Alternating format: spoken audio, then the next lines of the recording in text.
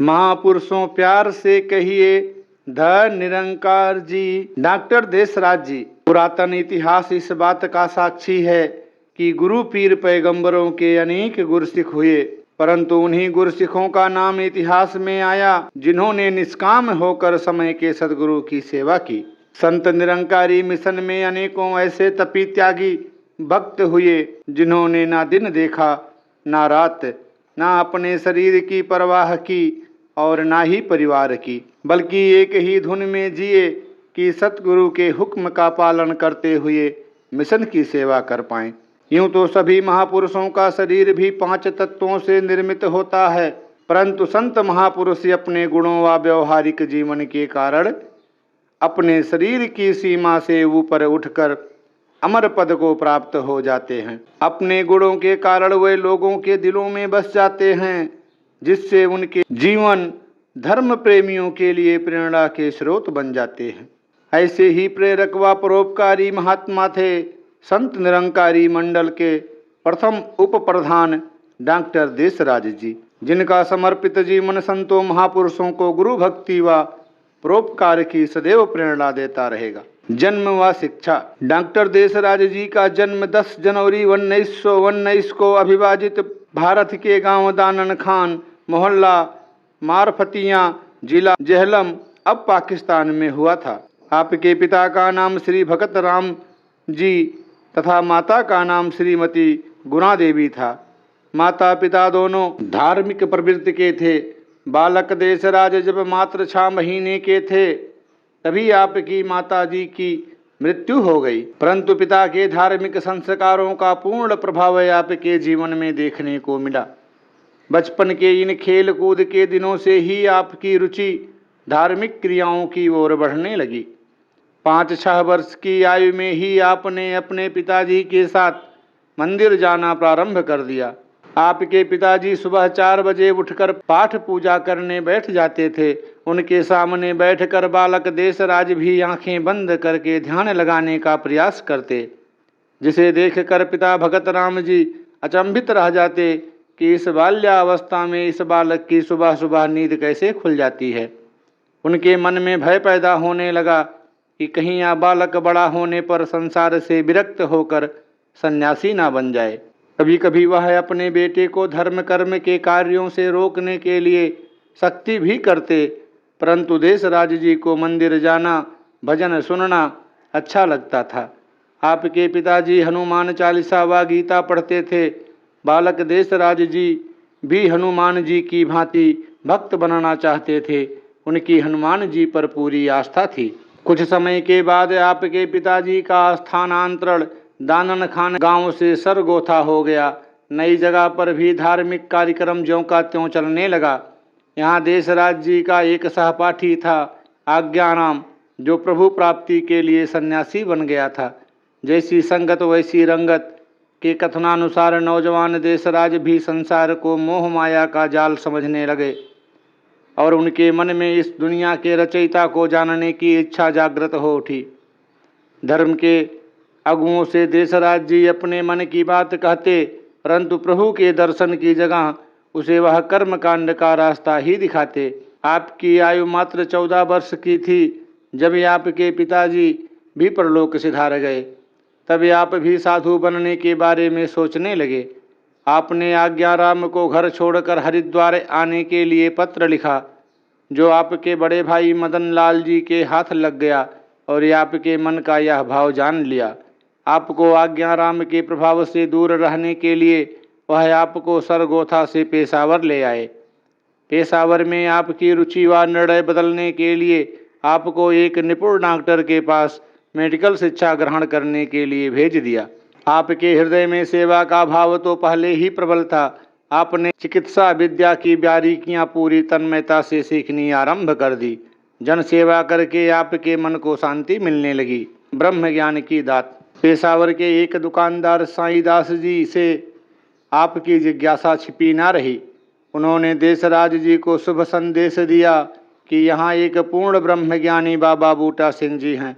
उनके चरणों में जाकर आपको ब्रह्म ज्ञान प्राप्त हो सकता है। आप श्री साईदास जी के साथ उसी समय बाबा बूटा सिंह जी से मिलने चल पड़े। कुछ दिनों तक आपने सत्संग में जाकर पवित्र वाणी को सुना और जब आपकी जिज्ञासा चरम सीमा पर पहुंच गई तो बाबा बूटा सिंह जी से ब्रह्म ज्ञान की दात प्राप्त की। ब्रह्म ज्ञान प्राप्त करते ही आप इस निरंकार को अंगसंग महसूस करने लगे। कहाँ आप इस निराकार की अनुभूति के लिए साधु बनने की सोच रहे थे, कहाँ अब आप अपने दोस्तों मित्रों को भी कहते कि भक्ति भागने का नहीं जागने का नाम है।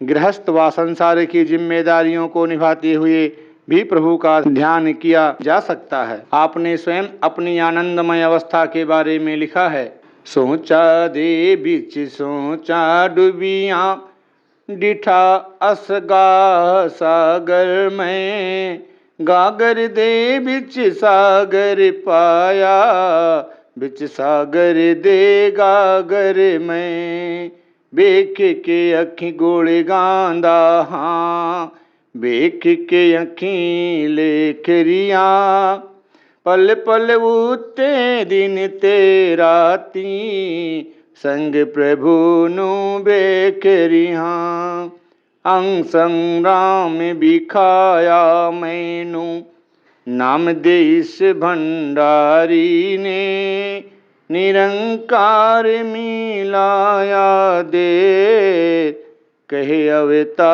गुरु निरंकारी ने। ब्रह्म ज्ञान प्राप्त करते ही आप पर भक्ति रंग इतना गहरा चढ़ गया कि आपने चाहा कि आपके सभी रिश्तेदार सतगुरु के चरणों में आकर अपने मानुष जन्म को संवार लें, परंतु आपके रिश्तेदारों ने आपको ही देहधारी गुरु को छोड़कर वापस परंपरावादी रीति रिवाजों को निभाते हुए भक्ति करने के लिए दबाव डालना आरंभ कर दिया।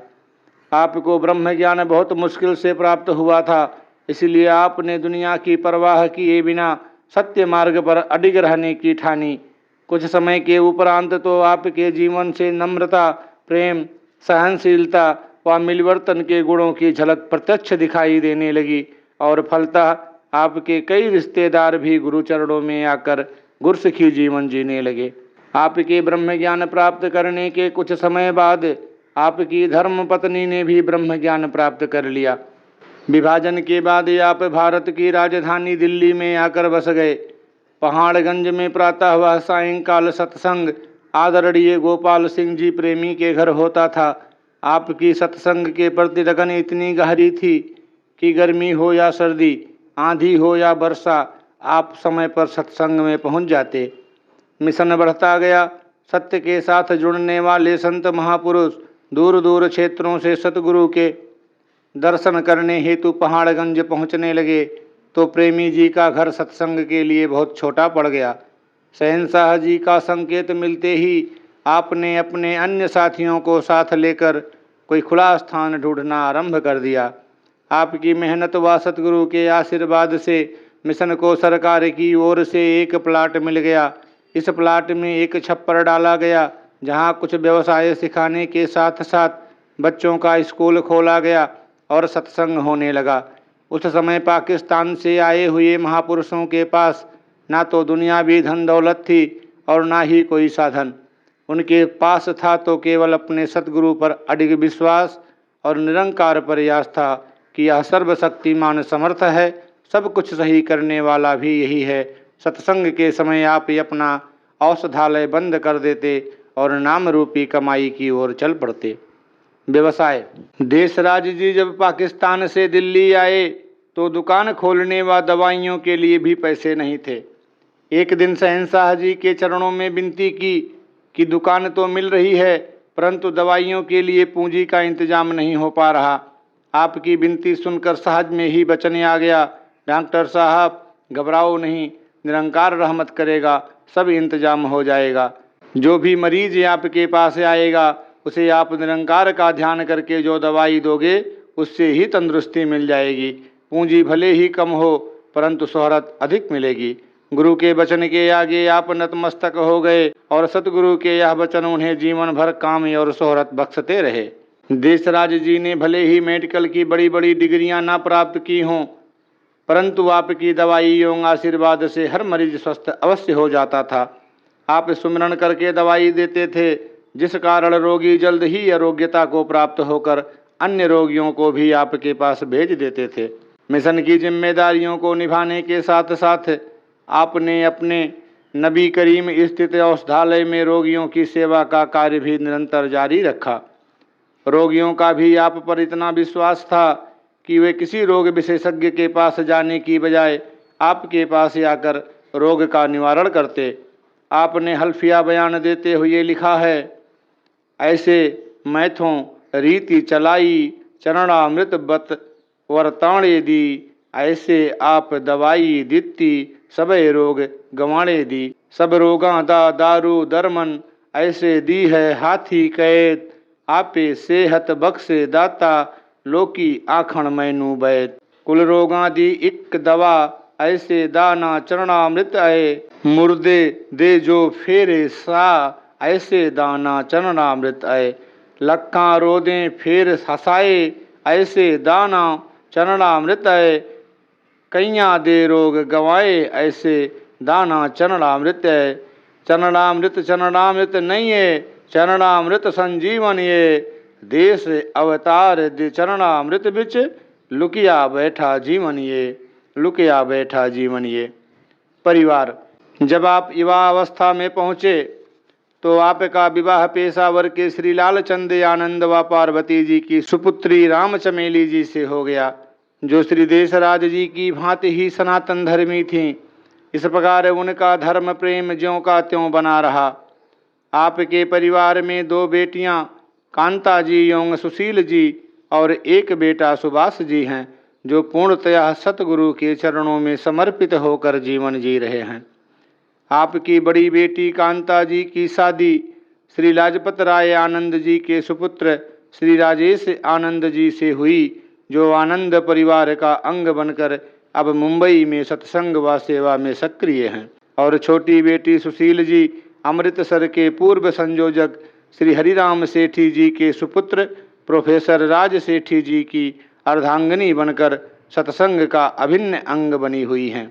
आपके बेटे सुभाष जी की शादी भी गुरुघर के भंवरे श्री कृष्णलाल गुलाटी जी एवं पुष्पा जी, जो उस समय कश्मीर में रहते थे, की सुपुत्री रानी जी से हुई।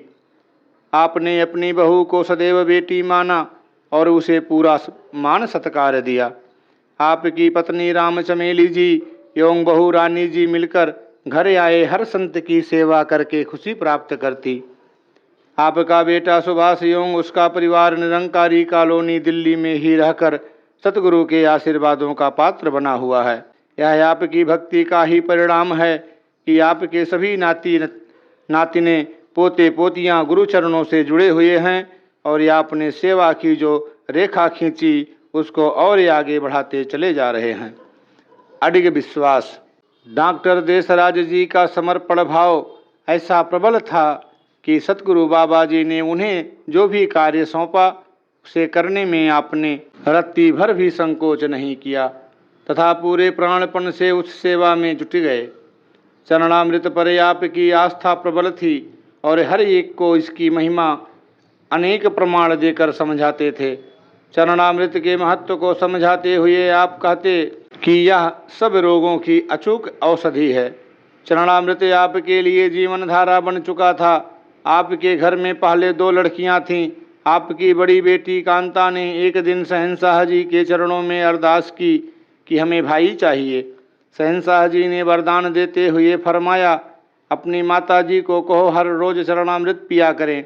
सतगुरु का वचन अटल होता है। आपके माता जी ने प्रतिदिन श्रद्धा से गुरु का वचन मानते हुए चरणामृत पीना आरंभ कर दिया। दातार की रहमत से 1 वर्ष में ही बेटा हो गया, जिसका नाम सुभाष रखा गया। इस तरह आप सभी को गुरसिखों की सेवा व सत्कार की विधि समझाते और चरणामृत को संजीवनी बूटी की तरह इस्तेमाल करने की प्रेरणा देते रहे।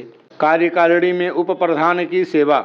24 सितंबर 1948 को जब बाबा अवतार सिंह जी ने संत निरंकारी मंडल की स्थापना की तो मंडल के 7 सदस्यों में से आपको उप प्रधान की सेवा सौंपी गई। इस सेवा को आपने बहुत उत्साह से निभाया। उस समय संत निरंकारी मंडल ने पहाड़गंज में एक संत निरंकारी स्कूल खोला, जिसके सारे कार्य आप ही करते थे। 1975 में बाबा गुरबचन सिंह जी महाराज के आदेश पर आपने औषधालय का अपना व्यवसाय छोड़ दिया और ब्रह्म ज्ञान के प्रचार प्रसार में पूरी तरह जुट गए। 15 अगस्त 1979 को संत निरंकारी मंडल के पहले प्रधान श्री लाभ सिंह जी के ब्रह्मलीन होने के बाद आपको कार्यवाहक प्रधान के रूप में सेवा करने का अवसर प्राप्त हुआ और 12 नवंबर 1979 को बाबा गुरबचन सिंह जी ने आपको प्रधान की सेवाएं विधिवत रूप में सौंपी। भारत भर में निःशुल्क चिकित्सालय खोलने का कार्य भी आपको सौंपा गया था। आप 1988 तक मिशन की ओर से चिकित्सा सुविधाएं प्रदान करने की सेवाएं निभाते रहे। आप में गुरुमत के भाव इतने प्रबल थे कि कोई भी महापुरुष आपके चरणों में आकर अपनी समस्या का समाधान गुरुमत के सिद्धांतानुसार हासिल कर लेता था। आपकी इस विशेषता को दृष्टिगत रखते हुए कई लोगों की घरेलू व सामाजिक समस्याओं के समाधान का कार्य भी सतगुरु बाबा जी ने आपको सौंप दिया था। आपका समर्पण भाव ऐसा प्रबल था कि सतगुरु बाबा जी ने जो भी कार्य सौंपा उसे पूरी तन्मयता और गुरुमत के अनुसार निभाया। एक सेवादार के रूप में डॉक्टर देशराज जी ने अपनी निष्काम सेवा से सतगुरु को रिझाया।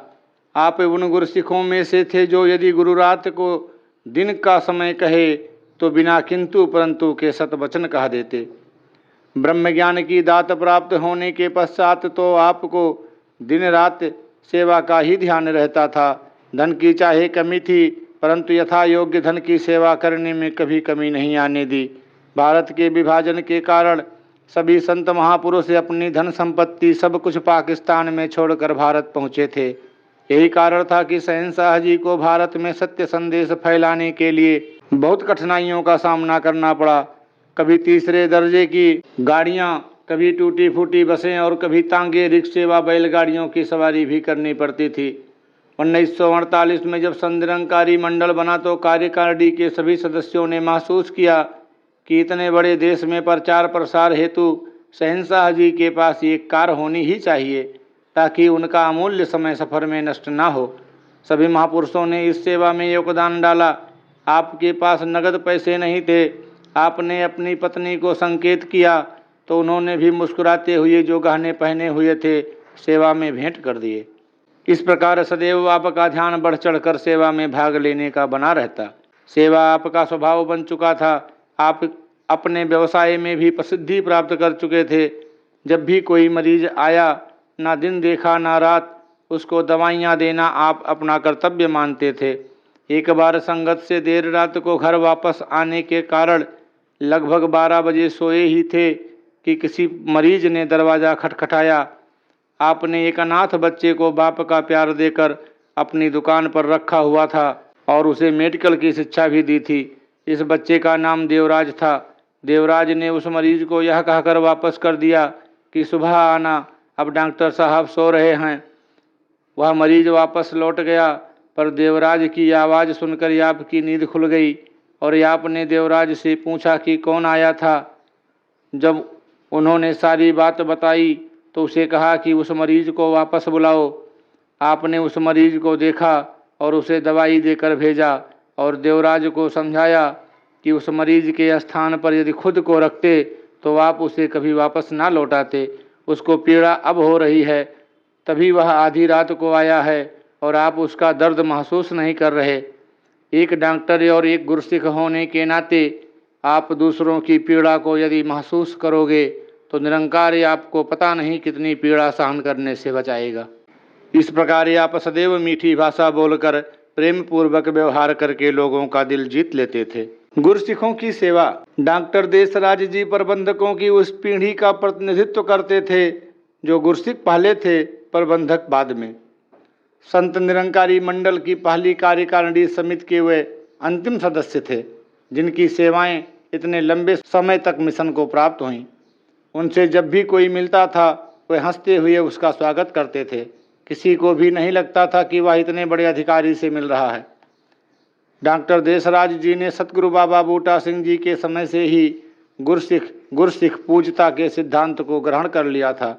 वह अक्सर कहते थे कि गुरु को यदि प्रसन्न करना चाहते हो तो इसके गुरसिखों को प्रसन्न कर लो। अपने 10 कार्य छोड़कर भी यदि संतों के कार्यों को प्राथमिकता दोगे तो निरंकार ही आपके कार्य करने के लिए अनेकों घट तैयार कर देगा।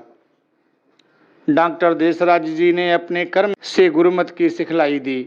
डॉक्टर होने के नाते संत महापुरुष सुबह जल्दी या कई बार देर रात को दवाई लेने घर पर आ जाते थे। यह आपका बड़प्पन था कि आप उनको मरीज समझने की बजाय इसे गुरु की रहमत समझते कि महापुरुषों के चरण घर में पड़े हैं। आप महापुरुषों की सेवा समयानुसार भोजन या चाय पानी पिलाकर करते, उनके चरण धोते और दुपट्टा पहनाकर स्वागत करते। यदि कोई महात्मा साइकिल या स्कूटर लेकर आया होता तो आप स्वयं या अपने बच्चों को कहकर उनकी साइकिल या स्कूटर को साफ करवाते थे। इस प्रकार बच्चों को अपने हाथों से की गई सेवा का महत्व समझाते थे। गुरु का आदेश ज्यों का त्यों गुरसिखों तक पहुंचाना भी गुरु की सेवा है। जीवन के अंतिम दौर में आपकी टांगों में काफ़ी कमजोरी आ गई थी, परंतु आपकी गुरु भक्ति इतनी मजबूत थी कि गुरुमुखों महापुरुषों द्वारा आमंत्रित करने पर आप उन्हें खुशी प्रदान करने के लिए उनका निमंत्रण स्वीकार करते हुए उनके घरों में चरण डालने चले जाते। चाहे आपको 3-3 मंजिलें चढ़ना भी पड़ता था, परंतु किसी गुरसिख को निराश करना आपके स्वभाव में ही नहीं था। किसी के काम आ सकने की प्रबल इच्छा सदैव आप में विद्यमान रही। भले ही वृद्ध अवस्था थी, परंतु छड़ी का सहारा लेकर भी यह तेजस्वी संत हर पल प्रचार एवं उपकार की सेवा की भावनाओं से सरोबार रहता था। आप जहाँ स्वयं गुरु भक्ति के रंग में रंगे थे, वहीं पूरे परिवार को भी आपने इसी रंग में रंग दिया। आपके परिवार ने गुरुमत के सिद्धांतों को अपनाया।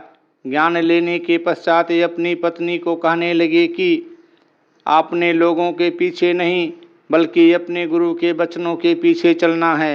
याद रखना कि हमारा रक्षक निरंकार है, इसलिए कोई व्रत नियम रीति रिवाज का बंधन अपने ऊपर हावी नहीं होने देना। आप सदैव कहते, चौगिरद हमारे रामकार दुख लगे ना भाई। हमारे चारों ओर इस निरंकार का सुरक्षा चक्र है, इसलिए किसी भ्रम भुलेखे में पड़ने की आवश्यकता नहीं। आप संतों की सेवा करते रहो, सब सुख मिलते रहेंगे। गुरसिख का सत्कार व सेवा आपकी जीवन पूंजी थी। आप गुरसिखों की सेवा करके गुरु की खुशी लेना चाहते थे। यही कारण था कि आप सेवा का कोई अवसर हाथ से जाने नहीं देते थे। एक बार आपका हार्निया का ऑपरेशन हुआ। घर में हाल चाल पूछने वाले संतों का तांता लग गया। आपने अपने बेटे सुभाष जी को कहकर 10-10 के नोटों की गड्डी मंगवाई और अपने तकिए के नीचे रख ली। जो भी महापुरुष हाल पूछने आता, उसकी चाय पानी की सेवा के साथ साथ नमस्कार करके आशीर्वाद के पात्र बनते थे। हम जानते हैं कि उस समय 10 रुपये की भी बहुत कीमत थी। गुरु की माया। आप गुरु की माया का विशेष ध्यान रखते। रास्ते में आते जाते और दुकान पर भी महापुरुष माया रूप में नमस्कार करते थे। आप सदैव इस माया को अलग रखते और अगले दिन मंडल में जमा करवा देते। आप जानते थे कि गुरु की माया अपनी मर्जी से अपने कार्यों के लिए खर्च करना या इसका लालच करना जहर खाने के समान होता है। सतगुरु बाबा गुरबचन सिंह जी के समय नमस्कार की माया की रसीद बुक से रसीद काटनी आरंभ हुई तो आपने रसीद बुक सदा अपने पास रखनी आरंभ कर दी। जब किसी ने माया रूप में नमस्कार की तभी उसको रसीद काट कर दे दी। इस प्रकार गुरु की माया का विशेष रूप से ध्यान रखते थे। आप गुरुमत को जीवन का आधार व व्यवहार मानते थे। यदि किसी गर्भवती बहन ने आशीर्वाद मांगना तो आप समझाते कि इस निरंकार के आगे यही अरदास किया करो कि बेटा हो या बेटी गुरसिखी में पूर्ण हो। ऐसी दात झोली में डालने के लिए अपने दातार को पुकारो। गर्भावस्था में माता का चिंतन व स्वभाव बच्चों पर भी प्रभाव डालता है, इसलिए गर्भवती माँ खुद भी चरणामृत पिए, सेवा सुमिरन सत्संग से जुड़े ताकि उसकी संतान भक्त पैदा हो। यदि पूरा परिवार सेवा सुमिरन सत्संग से जुड़ा रहेगा तो घर स्वर्ग बन जाएगा। डॉक्टर देसराज जी का पक्का विश्वास था कि सेवा वही सफल है जो गुरु के हुक्मानुसार की जाए। प्रबंध को सुचारू रूप से चलाने के लिए एक गुरसिख को किसी भी पद पर नियुक्त किया जाए या दुनियावी तौर पर भी उसे कोई भी ऊंची पदवी प्राप्त हो तो भी उसे स्वयं सेवा करके दिखानी चाहिए ताकि वह दूसरों के लिए निष्काम सेवा का प्रेरणा स्रोत बन सके। आपने गुरु शिक्षा को अपने जीवन में उतारा और प्रमाणित किया कि गुरु दर पर कैसे टिका जाता है एवं कैसे दृढ़ता से भक्त समरस रह सकता है। आप ये अक्सर कहते थे कि भक्ति में यदि कोई रुकावट है तो वह है माया का लालच या स्वार्थ। आप अपने लेख आध्यात्मिक शिक्षा केंद्र जो 1991 के संत निरंकारी के विशेषांक में प्रकाशित हुआ में लिखा, पूरे गुरु के दरबार में जब भी गुरसिख आए, सेवा का बीज डालने के ध्यान से आए। गुरुदर की माया या वस्तुएं यदि गुरु द्वारा दी जाएं तो अमृत वर्णा यही जहर का काम करती है। स्वार्थ भाव से की गई सेवा का कोई लाभ नहीं होता, क्योंकि सेवा तो केवल निष्काम भाव से ही होनी चाहिए और सेवा गुरु के प्रेम बस होनी चाहिए, न कि किसी भी प्रकार की वस्तु या पद पदवी के लालच में। गुरु का वचन सदा सुखदायी। डॉक्टर देशराज जी उन चुनिंदा महापुरुषों में से थे जो सतगुरु के इशारे को समझते थे। सतगुरु का जो भी हुक्म मिला उसे पूरा करने में उन्होंने किसी बाधा को रास्ते में नहीं आने दिया। 1975 की बात है। सतगुरु बाबा गुरबचन सिंह जी महाराज दूर देशों की कल्याण यात्रा के लिए हवाई अड्डे पर जा रहे थे। रास्ते में ही पता चला कि हवाई जहाज़ की उड़ान कुछ लेट है। बाबा जी एवं प्रचार टोली समय व्यतीत करने के लिए एक पार्क में बैठ गए। आप सतगुरु को भावपूर्ण विदाई देने के लिए साथ गए हुए थे। वहाँ पार्क में बैठे बैठे बाबा गुरबचन सिंह जी ने वचन किया, डॉक्टर साहब, ध्यान है कि अब आप दुकान बंद करके इसे बेच दो और सारा समय मिशन के प्रचार प्रसार में लगा दो। उन दिनों दोपहर 1 बजे से सायं 5 बजे तक मेडिकल की दुकानें बंद रहती थीं। बाबा जी की ओर से संकेत आते ही आपने उसी समय अपनी दुकान के कंपाउंडर श्री देवराज जी को बोला कि आज से दुकान नहीं खोलनी है, दुकान का सारा सामान समेट कर इसे बेचना है। सभी हैरान थे कि आपके औषधालय में तो दूर दूर से रोगी आते हैं, फिर यह फैसला कैसा? परंतु आप गुरु के हुक्म को सर्वोपरि मानने वाले थे। दुकान को बेचने की बात सुनकर आपके बेटे सुभाष जी ने कहा, पिताजी, दुकान को नहीं बेचें, कल को मेरे काम आएगी। आपने उसे भी समझाया कि सतगुरु का वचन दुकान बंद करने व इसे बेचने का आया है, इसी में हमारी सबकी भलाई है। इसके बाद ये आपने नबी करीम वाली दुकान बेच दी और ये अपना सारा समय मिशन को समर्पित कर दिया। इस प्रकार हुक्म मानने में आपने कभी भी रत्ती भर संकोच नहीं किया। इसका परिणाम यह निकला कि सतगुरु ने आपको केवल भारतवर्ष ही नहीं, दूर देशों में भी प्रचार करने का सौभाग्य प्रदान किया। एक प्रचारक के रूप में आप सदैव सचेत व सजग रहते थे। आप समय के बहुत पाबंद थे। आप संगत आरंभ होने से पहले ही पहुंच जाते ताकि संगत को आपका इंतजार न करना पड़े।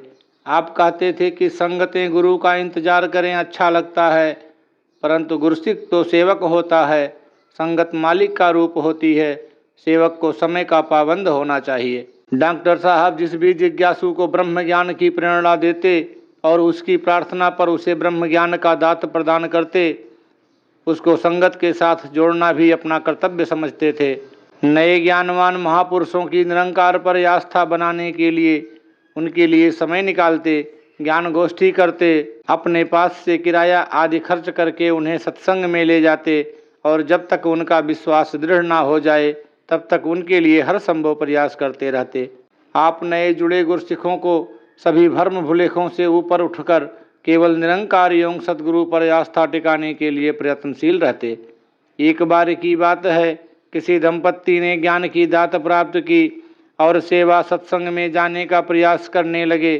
तभी परीक्षा रूप में उनके सम्मुख एक घटना घट गई। दिवाली का दिन था।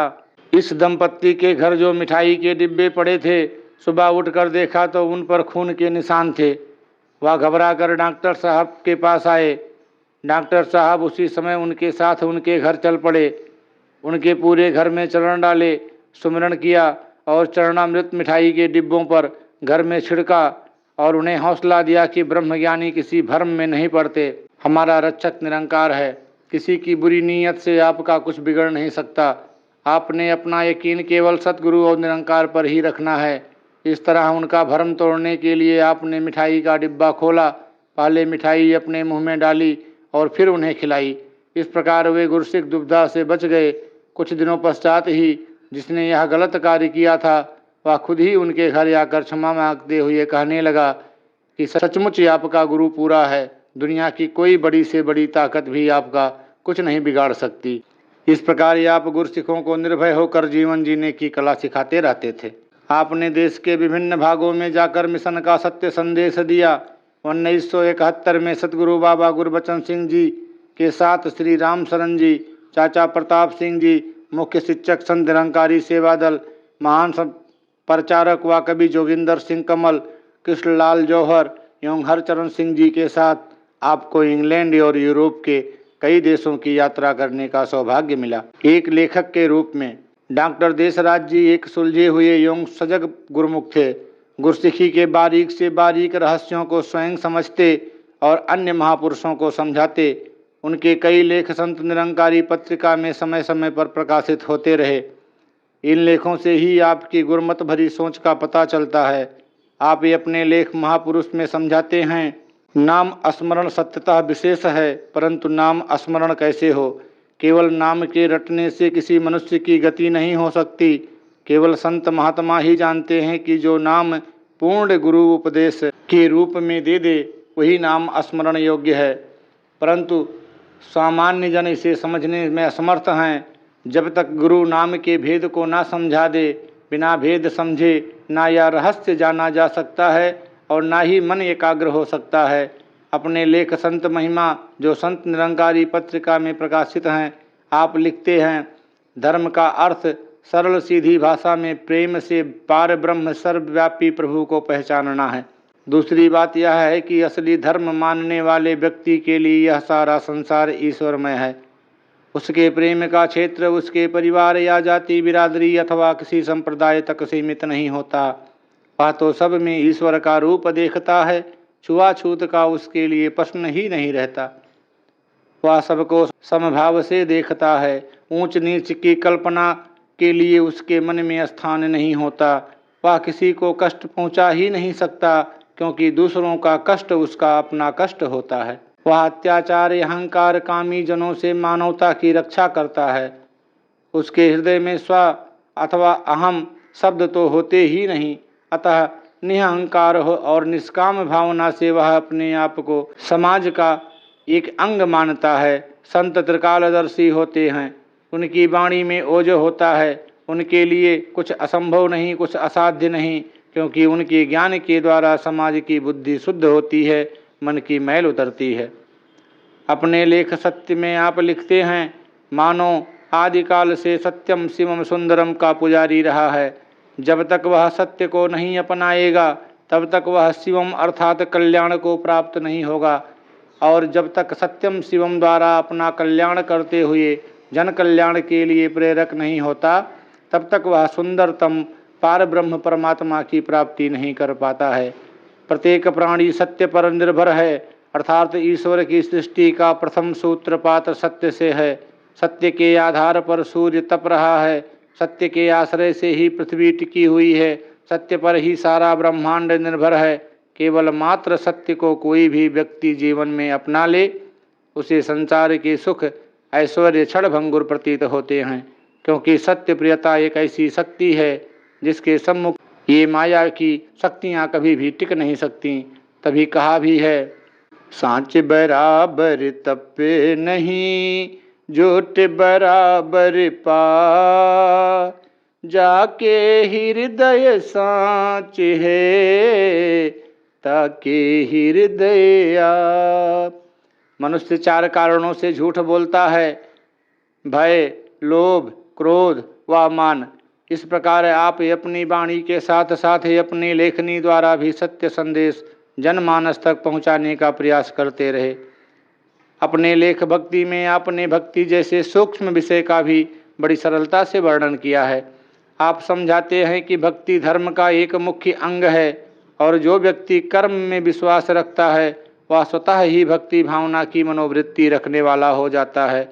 इसी लेख में पूर्ण गुरु बिना भक्ति संभव नहीं का उल्लेख करते हुए आप लिखते हैं, यह भी हम प्रतिदिन सुनते हैं कि ज्ञानदाता पूर्ण गुरु है, और यदि गुरु की पहचान हो जाए तो वह परमात्मा के साथ मिलाप करा सकता है। अतः जिस दिन हम अपने अहम भाव का त्याग करके तथा गुरु की शरण ग्रहण करके अपना सर्वस्व उसको अर्पित कर देंगे, उस दिन से हमारी भक्ति की अवस्था का आविर्भाव प्रकट होना हो जाएगा। पूरे गुरु का सुने उपदेश, पार ब्रह्म निकट कर पेख। जो गुरु पार ब्रह्म को साक्षात निकट करके दिखा दे और जिसके पास हरि नाम धन की निधि हो, ऐसे गुरु की खोज करना अनिवार्य है।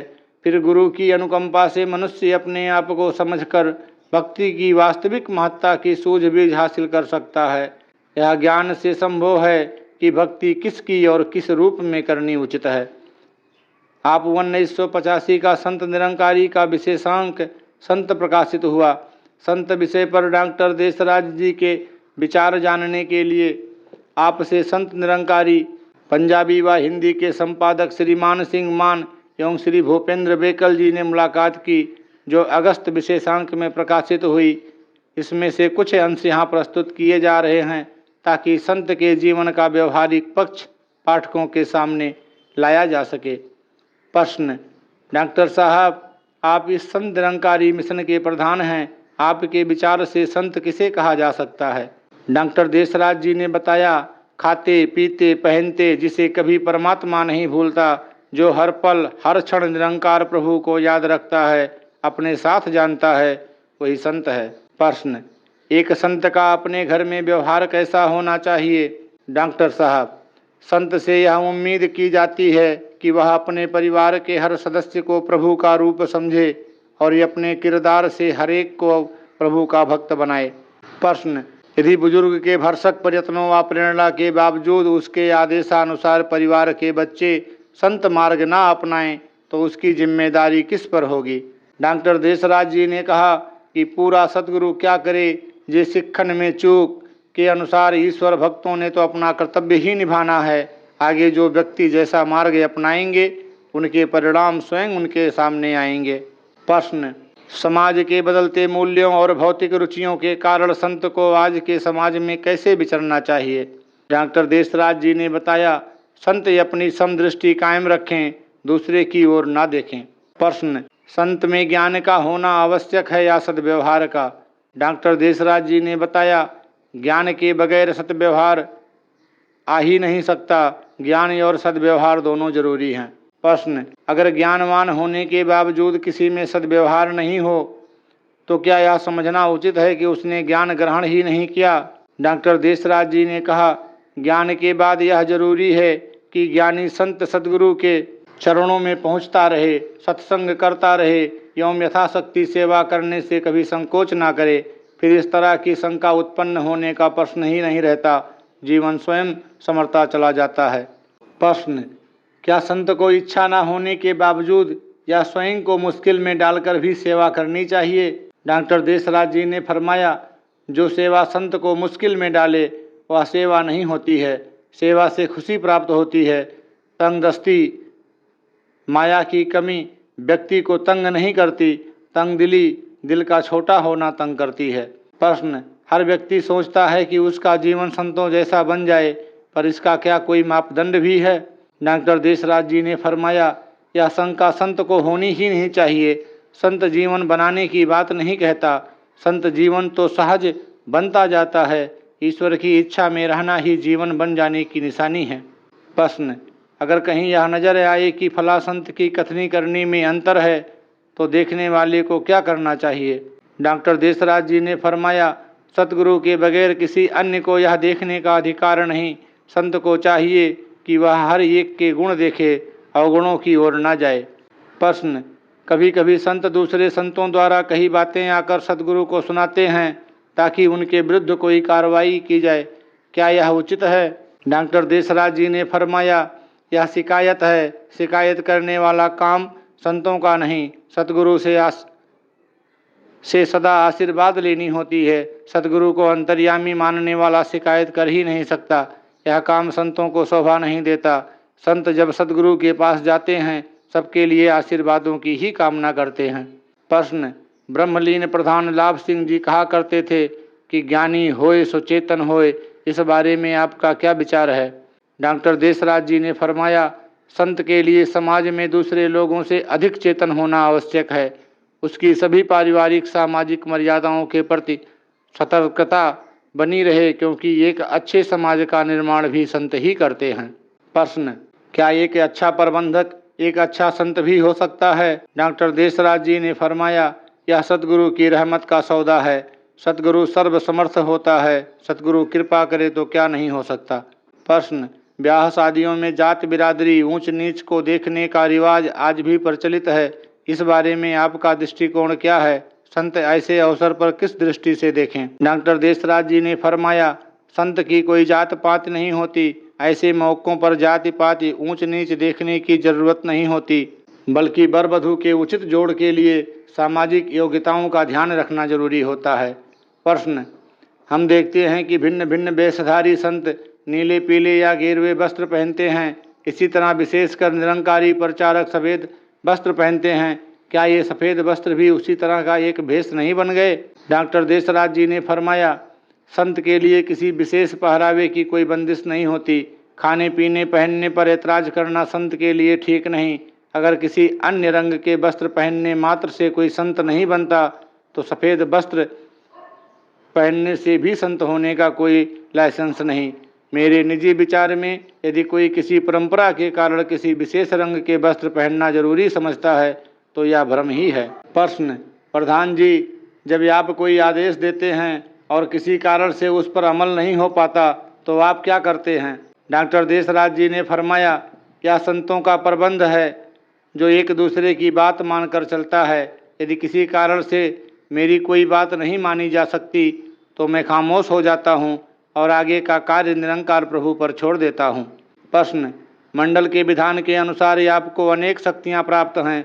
प्रबंध के ढांचे में आवश्यक सुधार करने के लिए आप अपने अधिकारों का प्रयोग नहीं करेंगे तो फिर सुधार कैसे होगा? डॉक्टर देशराज जी ने फरमाया, एक संत प्रबंधक को अधिकार का प्रयोग करते समय यह ध्यान तो रखना ही चाहिए कि अधिकार का प्रयोग इस तरह किया जाए कि किसी व्यक्ति के हृदय को चोट न पहुँचे। आप सदैव यही संदेश देते कि हर संत अपने बोलों को कर्म के तराजू में तोले और उतना ही बोले जिस पर अमल करना उसके लिए संभव हो। जीवन यात्रा संपन्न। सत्य का प्रचार प्रसार करने हेतु आप दिन रात संलग्न रहते थे, किंतु शरीर की अपनी सीमा होती है। 54वें संत समागम से कुछ दिन पहले अस्वस्थता के कारण उन्हें अस्पताल में भर्ती करवाया गया। अस्पताल में भी उनका ध्यान सतगुरु व साध संगत से जुड़ा हुआ था।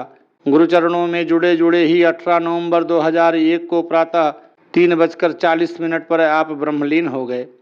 20 नवंबर 2001 को हुए उनके श्रद्धांजलि समारोह में सतगुरु बाबा हरदेव सिंह जी महाराज ने उनके जीवन की श्लाघा करते हुए फरमाया, उन्होंने सतगुरु बाबा बूटा सिंह जी के चरणों में जो ब्रह्म ज्ञान की दात हासिल की उसे उन्होंने अंत समय तक संभाले रखा। चाहे जैसा भी समय आया उनकी दृढ़ता कायम रही। सतगुरु को सदैव सम्मान दिया। जब भी मिलते तो कहते कि दिल तो दर्शन करने के लिए बहुत करता है, लेकिन मैं तो डरता रहता हूँ।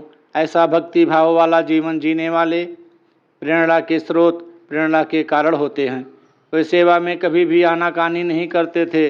गुरसिखों की सेवा को अपने व्यवसाय, अपनी प्रैक्टिस से भी ज़्यादा तजब्बो देते थे। ब्रह्म ज्ञान व सतगुरु से उन्होंने सिर्फ अपने जीवन को ही लाभान्वित नहीं किया, बल्कि औरों को भी ऐसी प्रेरणा देते चले गए। ऐसे महापुरुषों को जो यश हासिल होता है वह उनके गुरु पर विश्वास व विनम्र स्वभाव के कारण ही हासिल होता है। जहाँ वे उन्हें ब्रह्म ज्ञान प्राप्त करने की प्रेरणा देते थे, जिन्हें यह प्राप्त नहीं हुआ, वहीं ज्ञानवान गुरसिखों को गुरु भक्ति पर अडोल रहने की प्रेरणा भी देते थे। शरीर की यात्रा तो एक दिन सबकी संपन्न हो जानी है। इस शरीर में विचरण करते हुए मन और शरीर द्वारा जो योगदान दिया जाता है उसी की विशेषता हुआ करती है।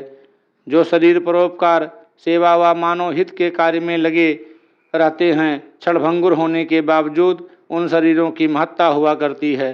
अंततः उनके बारे में यही कहा जा सकता है कि उनका कर्मठ व समर्पित जीवन अनंत काल तक धर्म प्रेमियों को गुरु भक्ति व समर्पण की प्रेरणा देता रहेगा।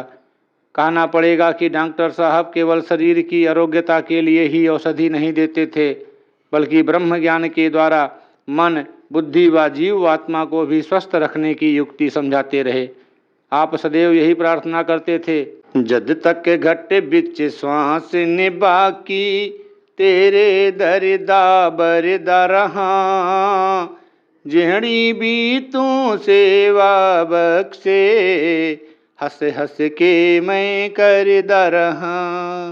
देश है तेरे प्यार दा भूखा, चाहुंदा नहीं बड़ियाई नू, अवतार गुरु दी रहमत लेके, पर्वत की ताराई नू।